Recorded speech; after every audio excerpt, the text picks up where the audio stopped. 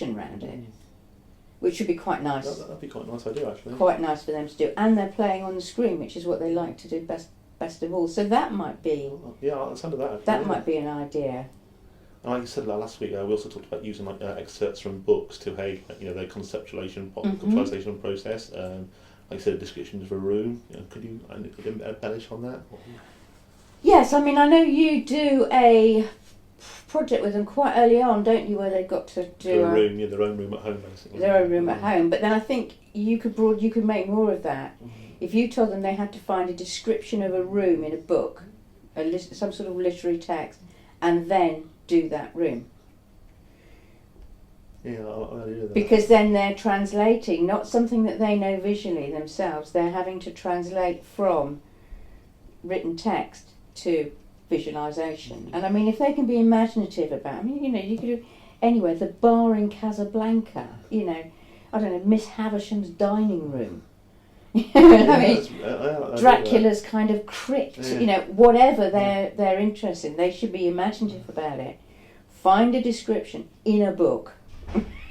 I like the idea of that. It work well with we could do it in 3D Max, high poly, so so they've got that side of the films and stuff, and get to do exactly the same thing in Second Life. So it's all low poly, so it's they'll learn both techniques then. And they could absolutely do that. And a lot of the work that they would do as animators is presumably they will be given a story, told to animate it, given a story, produce some mood board, produce some storyboards.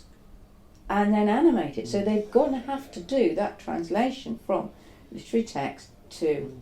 And it gets them looking at books for a change. It gets them looking at books. They might actually read one. Yeah.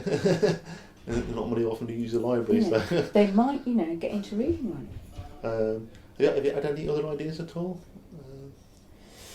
I mean, one thing I'm thinking about doing, obviously, I want to create a resource anyway, a bit like Moodle, but it's called Sloodle on Second Life. Right. So you can link it all to Moodle as well, apparently. Right. But it also provides, obviously, that 3D element, basically. So, you can create what do you call it, like a treasure hunt type of thing, within the environment. So you can have, boxes full of, password done by students or, logos or whatever, but you can make sort of the game out of it. So, if Phil says, for example... So you can have the key for that? Have you got the key for that room? I'll open it and sit down. Yeah, 2 minutes. Yeah, that's fine. So, example, only me and Sue Dove anyway. Yeah, so when they're doing this treasure hunt, they can go around and find this stuff. And me and Phil talk about, he does this thing on logos.